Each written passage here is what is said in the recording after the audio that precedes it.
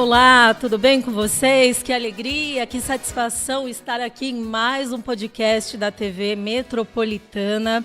E hoje, gente, mais uma entrevista que você tem que ficar coladinho aí do começo ao fim. É polêmica, mas olha, quem conhece um pouquinho da palavra de Deus, e a gente não vai falar aqui de religião, a gente vai falar de fé, sabe que Jesus ensinou, né? Ele deu uma orientação: ide e anunciai, pregai o evangelho. Então, os seguidores de Jesus devem fazer isso a todos os lugares e para todas as pessoas. É nesse sentido, é para obedecer a essa ordem de Jesus, que nós trouxemos aqui com muita alegria o pastor Fernando Melo. Para mim, é um orgulho totalmente à parte, porque eu conheço, a minha família conhece, é uma alegria. Eu quero agradecer ao senhor por ter aceito o nosso convite, pastor. Eu que agradeço, é uma alegria estar aqui com você, receber esse convite, agradecer à TV Metropolitana por essa oportunidade, e falar de fé é uma coisa muito importante. Importante, né? Que assusta um pouco. Existem verdade. Pessoas que não têm fé, né? E a gente vai chegar nesse ponto. Sim. O senhor, por exemplo, não nasceu pastor. Não. Como é que foi isso? Na verdade, a minha vida foi um processo, né? Como tudo aquilo que Deus quer na vida do ser humano é através de processos. Sim. Né? Eu era uma pessoa que trabalhava muito na área de TI, essa era a minha profissão. Né? Como formação, eu sou analista de sistema. Informática? Informática. Então, eu sempre trabalhei nessa parte de informática, de TI, trabalhei numa multinacional. Mas eu sempre tinha um desejo latente dentro de mim pelas coisas divinas. Até então, para mim, o conhecimento que eu tinha era que existia algo divino. O senhor sentia isso? Sentia isso dentro de mim. E eu comecei a ler a palavra, comecei a estudar um pouco, e daí para frente eu comecei a entender que vida com Deus é um relacionamento.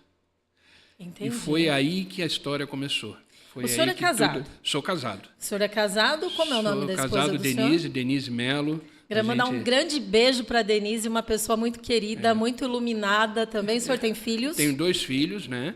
E eu tenho uma enteada, a Natália. Certo. Então eu considero como filha. Sim. Também. Inclusive vai sair aí, já está chegando, está no forno, o nosso primeiro netinho. Ah, é? Qual o nome dele? Então vai ser, ele chama Heitor. Heitor, olha, Heitor, né? Vem cheio da graça de Deus. Está chegando agora, mês que vem, agosto já. Beijo para a Natália, que Deus abençoe muito. Então, né, a família momento. Grande aí está crescendo cada vez mais. E a Denise já sentia também que o senhor tinha esse incômodo sobre esse relacionamento com Deus, acredito.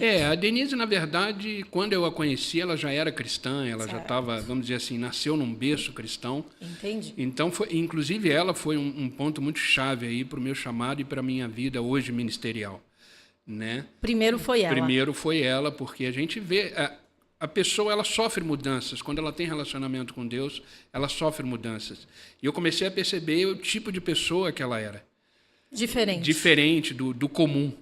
Entendi. E isso foi chamando a atenção e eu comecei a me envolver com isso, querendo descobrir. A gente se torna curioso, né? Por que a pessoa vive assim? Por que ela é assim? Então, vamos dizer aí que foi um pontapé inicial. Né? E aí, a minha vida profissional foi crescendo, eu fui trabalhando. Aí trabalhei numa multinacional muitos anos, mas sempre com aquela queda para esse algo divino. Entendi. O senhor via, talvez, na Denise a presença de Deus, sim, e isso começou a incomodar, sim, no bom sentido? Isso, é verdade. Começou a vida dela começou a ministrar no meu coração. Puxa né? vida, que legal. E isso foi crescendo, e ela foi... Eu sou muito de estudar, eu acho que ela percebeu isso. Entendi. E ela começou a trazer revistas de estudos bíblicos para mim. E eu comecei a ler e estudar, e aí foi até chegar o dia do chamado. E o senhor teve alguma resistência? Falou, deixa eu ver se é isso mesmo, questionou, ou não? Foi uma coisa que o senhor assimilou e não questionou? Pelo fato de eu ser uma pessoa muito estudiosa, tudo que chega até você usa muito a questão da razão para tentar entender aquilo que você está vendo e está chegando até você. Então, eu comecei a questionar algumas coisas. Será que é assim mesmo? Será que Deus é assim? Será? E aquelas perguntas naturais de toda pessoa que vive mais pela razão do que pelo sentimento em si. Entendi. E eu comecei a questionar algumas coisas. Mas aí entra a questão do Espírito Santo, né? Que quando ele abraça a sua vida, os questionamentos vão embora e você começa a viver plenamente e entender plenamente as coisas de Deus. E aí, o senhor já frequentava uma igreja evangélica? Não, ainda não. Eu comecei a conhecer a palavra sozinho. Certo. Através dessas revistas que ela trouxe para mim, Entendi. através de leitura. Na verdade, o que aconteceu? Eu comecei a frequentar o Espiritismo há muitos anos. O O espiritismo? Espiritismo, antes de me converter realmente, eu era espírita. Essa era a filosofia que eu vivia. Só para quem está nos acompanhando, o espiritismo e o evangelho, eles são contraditórios? Eles se opõem ou não? Totalmente, totalmente. Na verdade, o Espiritismo ele não é uma religião, ele é uma filosofia de vida. Certo. Né? E eu frequentava muito o Espiritismo, eu conhecia profundamente o Espiritismo, porque eu sempre fui de estudar muito. E eu tinha todos os livros, o Evangelho segundo o Espiritismo e tudo. E minha madrasta me deu uma Bíblia de presente, pequenininha, e foi aí, na verdade, aí que foi o start, aí que tudo começou. Eu nem conhecia a Denise ainda. Entendi. Mas aí foi o start. Certo. E eu comecei a comparar os dois livros, por exemplo, o Evangelho segundo o Espiritismo e a Bíblia. E sozinho em casa eu falei assim, alguém está errado. Agora quem? É porque não está falando a mesma coisa. O que diz aqui não diz aqui. Não fala a mesma língua, são interpretações diferentes. E eu comecei a estudar profundamente e aí O Espírito Santo, o Espírito falou, Santo vai por aqui. vai por esse caminho. E mesmo assim eu fui, aí conheci a Denise, a gente começou a namorar e eu comecei a ver o tipo de pessoa, a forma de conduta, a forma de pensar. Isso foi me trazendo mais convicção, né? E eu fui vivendo, até que eu comecei a frequentar uma igreja. Ah, foi aí que Foi começou. aí que eu comecei a sair do espiritismo Certo. e comecei a frequentar uma igreja. A primeira grande mudança foi a saída do espiritismo. Foi a saída do espiritismo. E qual igreja o senhor começou a frequentar? Eu comecei a frequentar a Assembleia de Deus, Ministério de Madureira. Certo. Foi lá que eu Ficou comecei. muito tempo lá? Eu creio que eu fiquei mais ou menos uns 3 anos. E depois? E depois eu mudei para uma igreja chamada El Shaddai. E ali eu fiquei pouco tempo. São todas evangélicas. Todas evangélicas. Mas tem diferenciações. De doutrina, de forma, de liturgia de culto. Cada uma tem a sua, porque isso não é uma determinação. Isso, cada igreja tem a sua. E o que fazia o pastor Fernando, que não era pastor até então, mudar de igreja? Eu sempre tive sede pela palavra. A partir do momento que eu comecei a estudar a palavra, eu tive muita sede por ela, sede de conhecimento, e eu não tinha respostas nessas igrejas. Essas igrejas estavam focadas em outras coisas.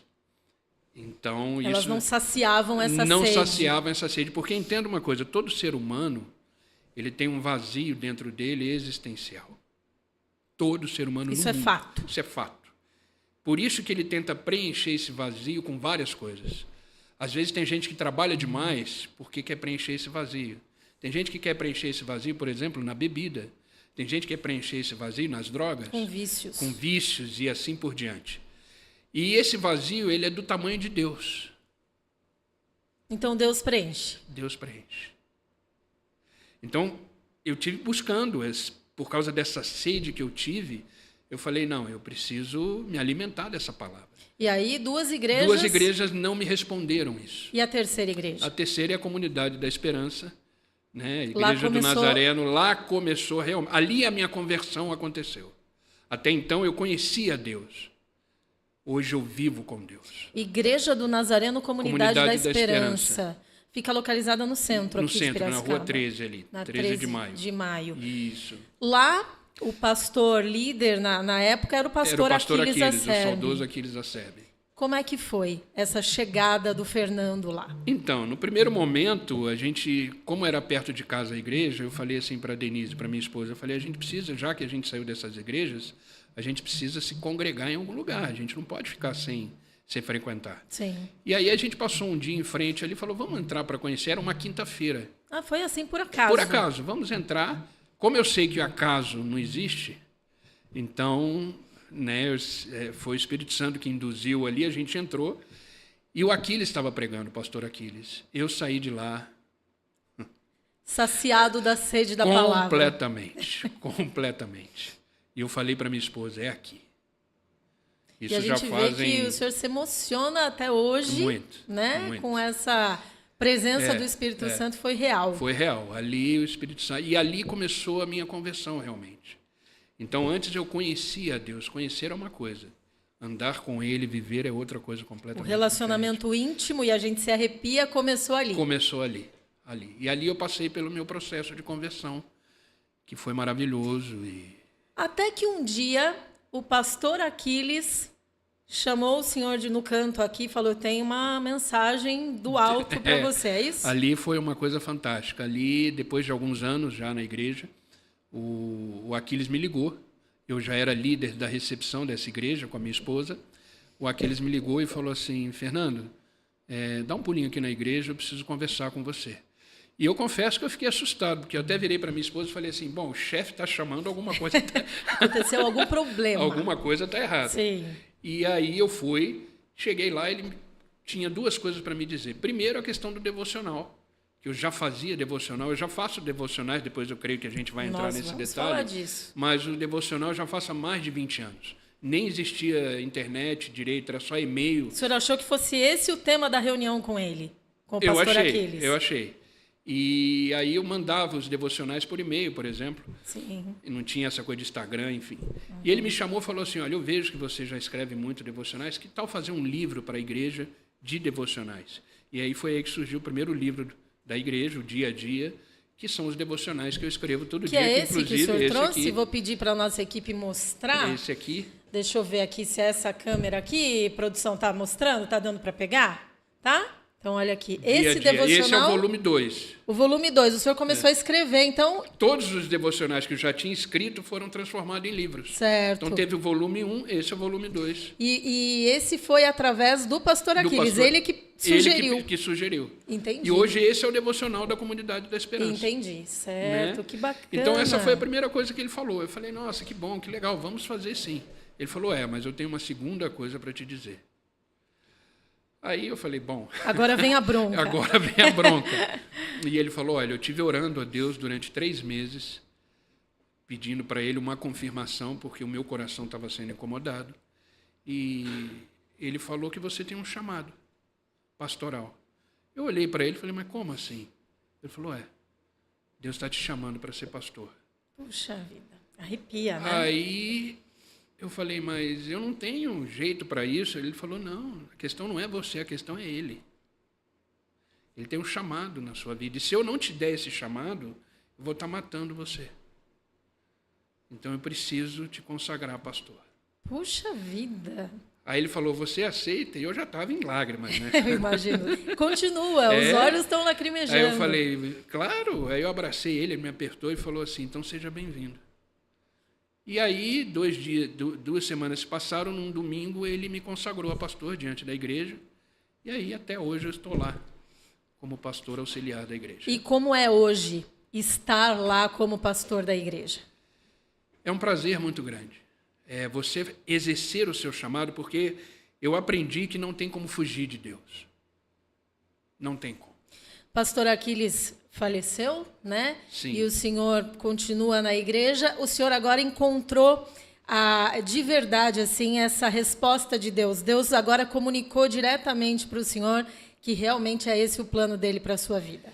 Na verdade, logo depois que o Aquiles me consagrou, eu me coloquei muito em oração, porque eu falei, eu preciso entender o que está acontecendo. E Deus ministrou muito no meu coração, falando, olha... eu te abracei, eu te levantei para o resto da sua vida. Então, naquele momento eu entendi o meu chamado e tudo na minha vida mudou, porque a forma de sentir as coisas mudam. Agora, o que eu não consigo entender, pastor Fernando, a gente vê, o senhor falou que desde o começo lá existe um incômodo, né? O Espírito Santo e tal. Existem pessoas que estão nos acompanhando e que não têm fé, ou que acreditam numa energia positiva, ou que acreditam em outros santos. Eu queria que o senhor conversasse comigo sobre o que a gente deve considerar em relação a essas diferenças todas. Por que algumas pessoas sentem isso, outras sentem aquilo? Como é que a gente entende isso? Já que, na verdade, a gente precisa entender o seguinte, fé todo mundo tem. Certo. Todo mundo acredita em algo. Tem gente que acredita em si mesmo. Isso é fé. Tem gente que acredita em trevo de 4 folhas. Isso é fé. É fé. É fé. Fé, todo mundo tem. Fé é acreditar que algo pode te responder. Certo. Isso é fé. Então, todos têm fé. A questão é o seguinte: a fé está sendo colocada no lugar correto? O que é a fé no lugar correto? É aquela fé que te responde e te completa através dessa resposta, onde você se sente saciado, suficiente em todas as demandas da sua vida. Então, se tem alguém que se sente saciado, assim, colocando a sua fé no Zé Pilintra, tá tudo bem. O problema é que ela não se sente saciada. Entendi. Ela não se sente saciada. O que é se saciar como ser humano? É você se tornar um homem e uma mulher completo, vivendo aquilo que você tem como plano de vida para você. E a única pessoa que tem plano de vida para você é Deus. Ninguém pode te prometer um plano de vida que não seja o próprio Criador dos céus e da terra.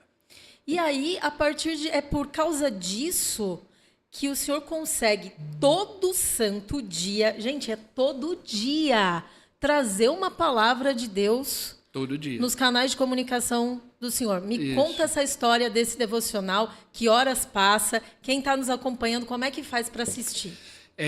Os devocionais acontecem todos os dias, já estamos caminhando para o 3º ano. Todo dia? Todo de dia, domingo de domingo a a domingo, a partir das 6 horas da manhã, no meu canal do YouTube. Qual que é o canal? Que é o Pastor Fernando Melo Filho. Então, gente, segue o canal lá, o Pastor Fernando Melo Filho. Todo dia, às Todo 6 dia da manhã, tem a uma nossa palavra. live lá às 6 horas da manhã, 1 hora, vai das 6 às 7. Uhum. Então a gente inicia com uma palavra e finaliza com uma oração, todos os dias. Né? E essa palavra ela vem todos os dias através de uma vida com Deus, através da leitura da palavra, através das percepções do dia a dia, das coisas que acontecem. Mas o senhor sente? Sinto. Amanhã eu tenho que falar sobre isso porque Sim, Deus me incomodou sim, sobre isso. sim, Ele vai sim. revelando dia a dia. O Espírito Santo. Puxa, vai fazer 3 anos. 3 anos. De E antes domingo a não domingo. era no canal do YouTube? Antes era no Instagram. Aí foi tomando uma proporção. Foi tomando uma proporção. Hoje, por exemplo, na nossa live, nunca aconteceu, na nossa live hoje tivemos 87 pessoas online. 6 horas da manhã. O senhor começou, tinha quantos? Lá no Eu começo? e a minha esposa, 2 pessoas.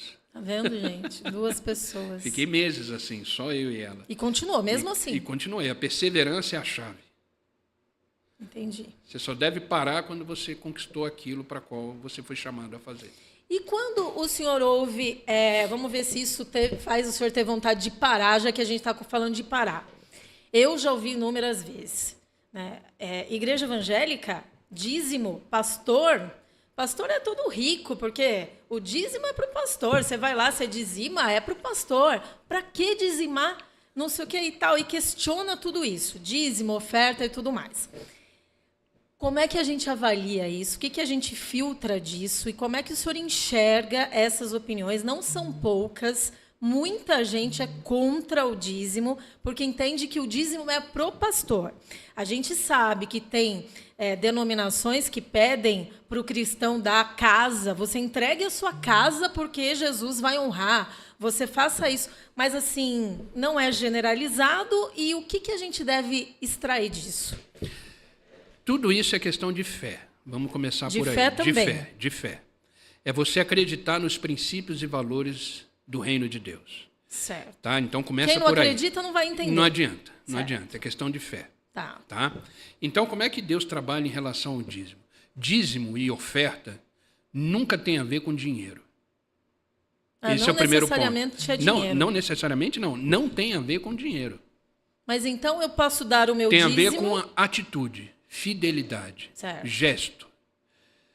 Dízimo é uma coisa que você entende o seguinte, é questão de conflito de deuses. Mas se eu pegar uma caneta e colocar lá no envelope, isso é um dízimo? Pode ser. Essa caneta vai ser útil para alguma coisa dentro da igreja. Entendi. Tá? Mas o que tem a ver em relação ao dízimo e oferta? Se você observar na palavra de Deus, Jesus Cristo só chama uma coisa de Senhor. O dinheiro. O dinheiro. Ele podia chamar os fariseus de Senhor, os doutores da lei de Senhor. Ele poderia chamar qualquer outra coisa de Senhor, mas não.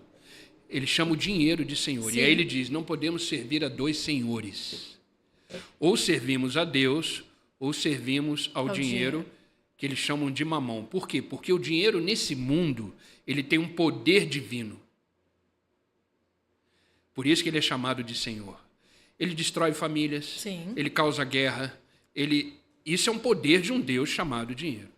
Quando a gente entende o que é o dízimo, o que é o dízimo? É você entender que esse Deus desse mundo não ocupa a primazia da sua vida, não ocupa o lugar de Deus na sua vida. O dinheiro é menos É importante menos do que importante Deus. do que Deus. Por isso eu E posso você dá-lo. submete a Ele, porque é dele que vem. Você entende que Deus é a fonte de todas as coisas. Então, dízimo e oferta não tem a ver com dinheiro, tem a ver com um gesto de reconhecimento de quem Deus é e de quem nós somos. Ele é provedor, nós somos o alvo da sua provisão. Eu só tenho para dar, porque Deus me deu. Entendi. E Entendeu? assim, não é que Deus precisa Não que a precisa. gente dê o dinheiro para ele. Não, ele não precisa de nada. Não é isso. Não, Deus não precisa de nada. Ele só precisa de um coração disponível e um espírito ensinável. É só isso que Deus precisa. Entendi. Então, não tem a ver com o dinheiro. Tem a ver com o seu reconhecimento de que você está dizendo o lugar desse Deus do mundo. Qual é o lugar dele? Ele está abaixo de Deus. Então, eu consigo me desprender dele. Então, Deus falou o seguinte: o que é o dízimo? É 10% de tudo aquilo que vem na sua mão. Aí Deus está dizendo o seguinte: 10% você vai sacrificar. O que é sacrificar? Você vai submeter esse Deus a essa regra, vamos dizer assim. E 99%, vamos dizer, né, 90% vai ficar com você.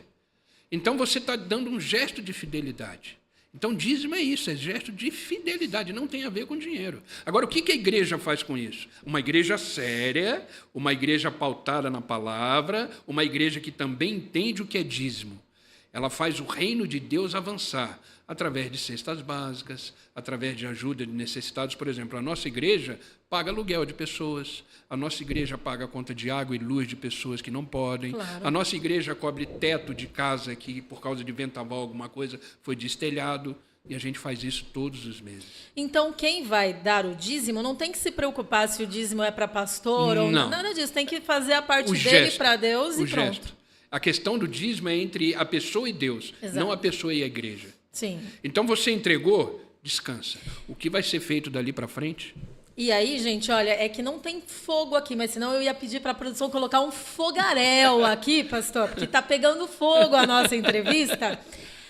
Dinheiro, vamos falar de dinheiro.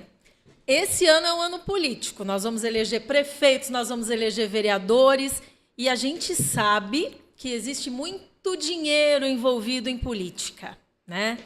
A minha pergunta é: Deus está na política? Deus está em todos os lugares, todos os lugares.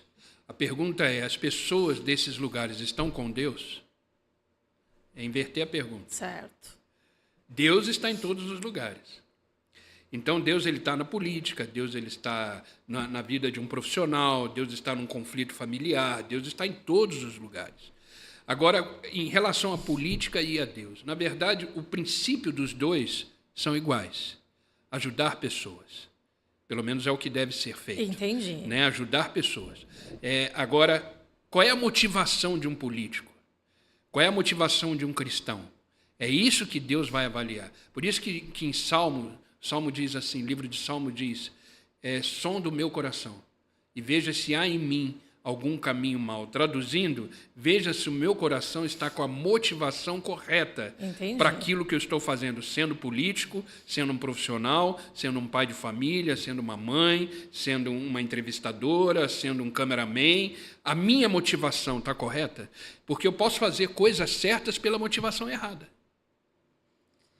Entendeu? Sim, porque a gente observa assim, existem inúmeras provas, evidências de coisas, de motivações erradas. Até aquela tragédia no Rio Grande do Sul, Exatamente. A gente acompanhou coisas absurdas. Sem dúvida. Né? Então, assim, cadê a motivação? Onde está Deus ali? Exatamente. Deus está ali. Ele está ali. Agora, a pessoa está em Deus, está com a motivação correta em Deus. Então, por exemplo, na questão política, quando envolve dinheiro, vamos voltar para o Deus desse mundo. Quando envolve o dinheiro, se a pessoa não tem a motivação correta, ela se corrompe. E se corromper, pastor, a cobrança vem? Deus cobra isso? Se ela colocou a motivação errada, Lá na frente, não é que Deus cobra, porque a gente não pode nunca imaginar Deus como um homem que pune ou que castiga. Não, Deus é amor. Certo. Mas a vida cobra. A vida. A vida cobra. O que você semeia, você colhe. É uma lei divina, é a lei da semeadura. Tudo que você planta, um dia você vai colher. E aí a gente parte para uma questão importante, que é a morte. Quando a gente morrer, baseado, né, na Bíblia, no que a gente está discutindo aqui, Deus vai estar lá, daí a gente vai chegar e ele vai falar, muito bem, agora você vai me dar satisfação, satisfação não porque eu sei o que você fez, mas eu quero que você me fale o que você fez da vida que eu te dei. Ele vai cobrar esse retorno nosso? Na verdade, entenda uma coisa. Para eu responder essa pergunta, eu quero que fique claro o seguinte. Deus ele não nos obriga a fazer nada. Livre-arbítrio. Livre. Deus não nos obriga a fazer nada. Sim. Mas ele nos convida a ter uma vida correta. Se a gente não aceitar o convite... A decisão é pessoal. Certo. A decisão é pessoal. Você aceita viver o chamado de Deus. Ou em não. Apocalipse 3:20, por exemplo, Jesus Cristo diz assim, eis que estou à porta e bato. Se você atentamente ouvir a minha voz e tomar a decisão de abrir a porta, eu entro, ceio contigo e você comigo. Certo. Isso significa intimidade.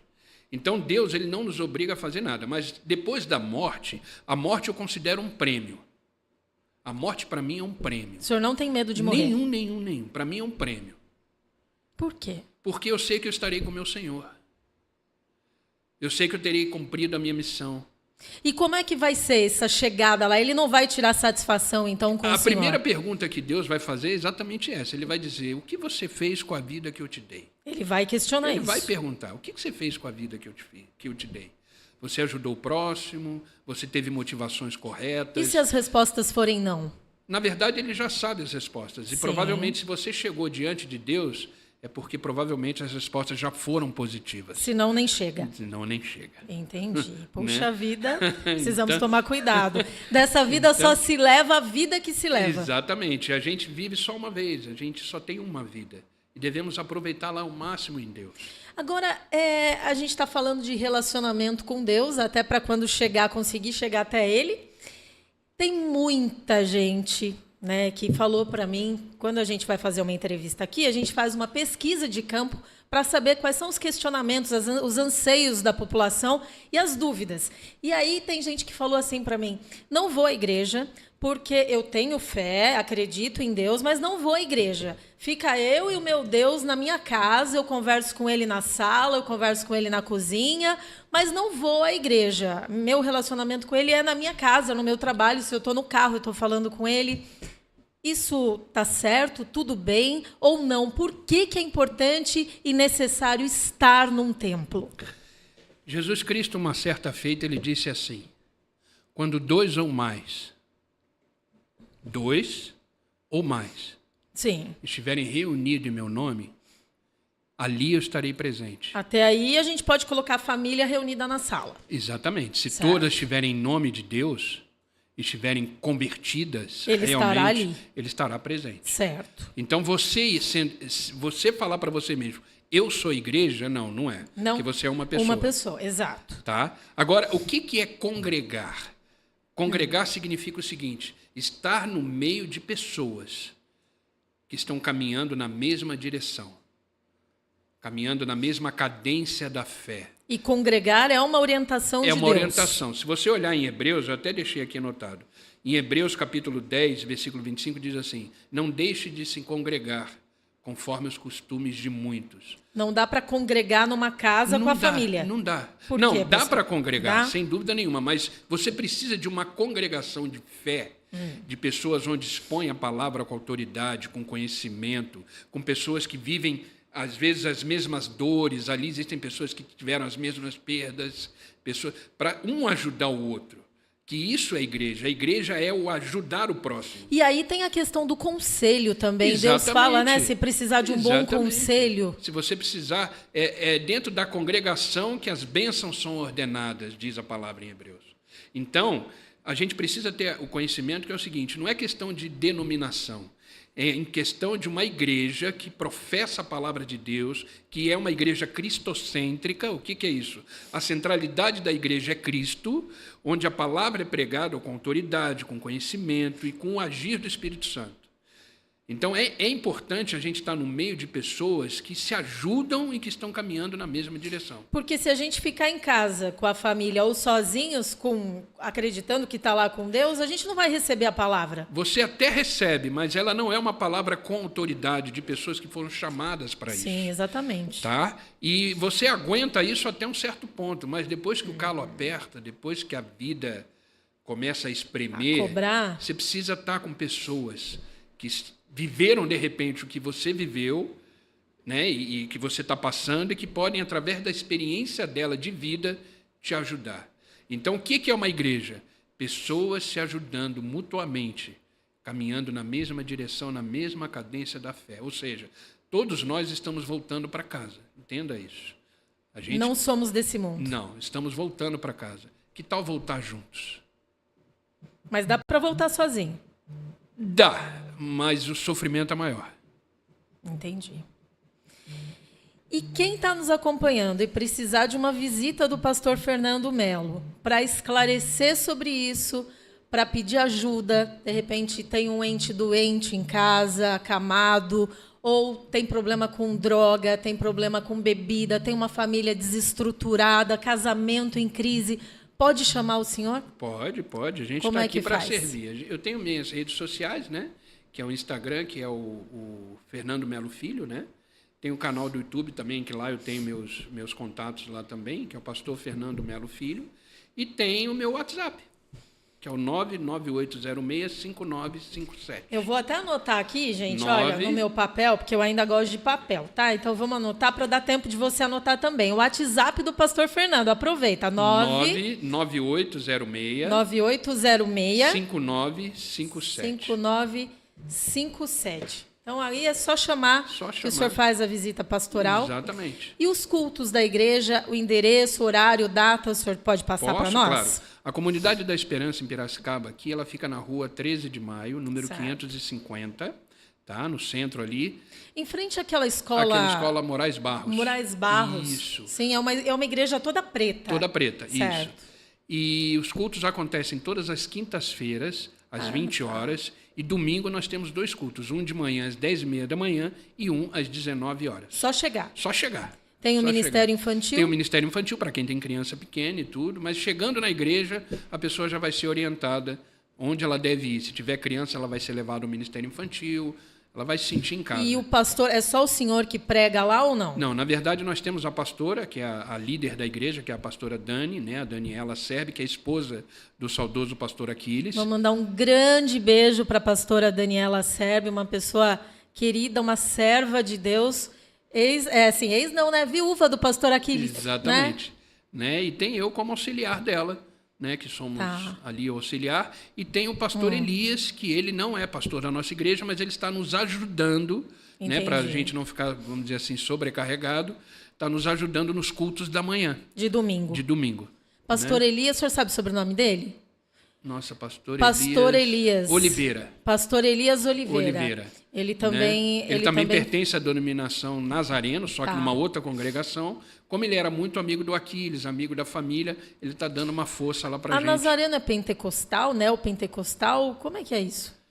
Então, na verdade, assim, toda igreja ela é pentecostal. O que é ser pentecostal? Que é? Isso. É você estar disponível à presença do Espírito Santo. Mas lá não tem batismo do Espírito Santo? Só batismo nas águas? O batismo do Espírito Santo é que assim, as pessoas confundem um pouco o que é o batismo com o Espírito Santo. Assim, quando você reconhece Jesus Cristo como seu Senhor e seu Salvador, você já é batizado com o Espírito Santo.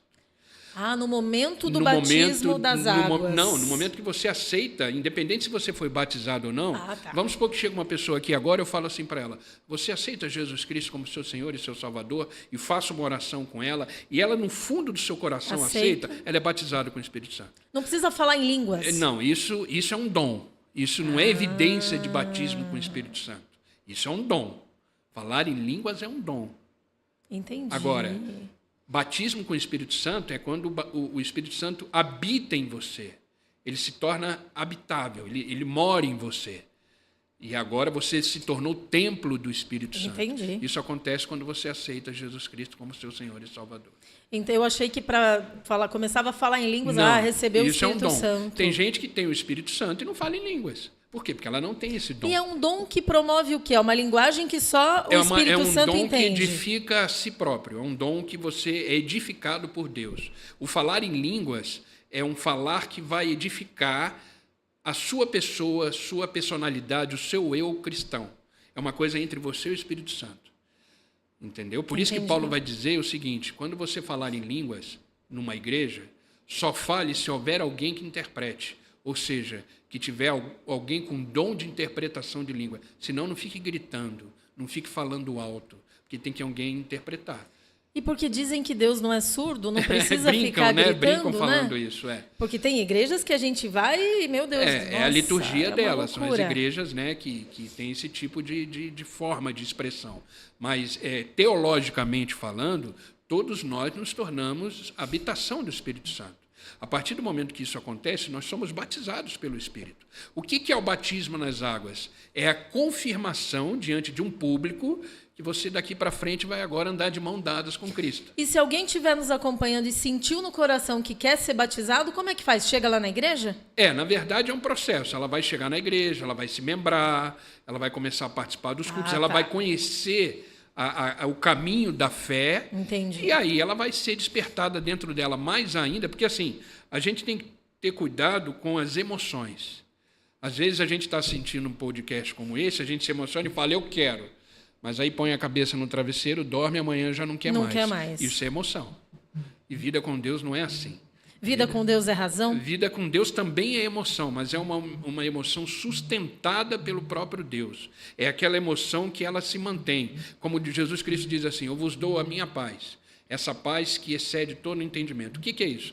A paz é um sentimento, Sim. mas é um sentimento eterno, ela não passa, porque ela vem do próprio Deus. Mas sabe o que acontece, pastor? Sabe que às vezes tira a paz? Às vezes Deus não fala, às vezes Deus não responde. Eu não sei se o senhor já teve essa experiência com ele. A gente tem um problema, a gente ora e fica esperando a resposta e Deus fica quietinho, fica em silêncio. É horrível esse silêncio de Deus. Quando que Deus fica em silêncio? Por que ele fica em silêncio? Inclusive, já que tem um vídeo meu no YouTube, que já passou de 70 mil visualizações, que o título é Quando Deus Não Responde. Gente, vamos assistir juntos, eu vou acompanhar esse vídeo. Quando Deus não responde. Quando não responde é por quê? Deus ele responde de 3 formas. Sim. Quando é sim, ótimo. Maravilhoso. Era isso que a gente quer ouvir. Amém. O não, a gente até entende, fica meio assim, mas é o não de Deus. Agora, quando ele fica em silêncio, pois é. O silêncio ele é cortante. O senhor concorda, então, que Deus não deixa ninguém sem resposta? Não deixa. Mas, às vezes, a resposta é não responder. É não responder. Pelo menos nesse primeiro momento. Porque o tempo de Deus é quem entra em ação.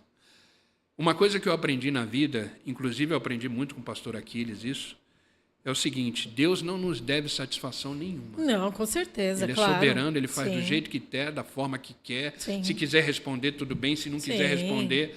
Mas o que a gente precisa entender? Quando a gente começa a entender que a nossa vida depende exclusivamente de Deus e todos os caminhos da nossa vida estão nas mãos de Deus, Deixa o silêncio fica mais fácil.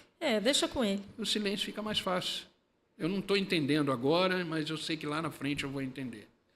Eu não sei o que está acontecendo, mas eu sei que se vem de Deus e é um silêncio, é a melhor coisa que vem para mim, porque é de Deus, Deus é bom.